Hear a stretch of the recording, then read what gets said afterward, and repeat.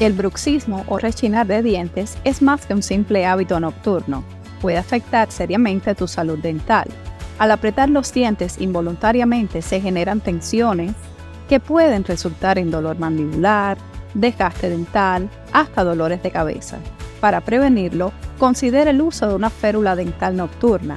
Realiza técnicas de relajación antes de dormir y consulta con tu dentista regularmente. Trata el bruxismo no solo protegerá tus dientes, sino que mejorará tu calidad de sueño y bienestar general.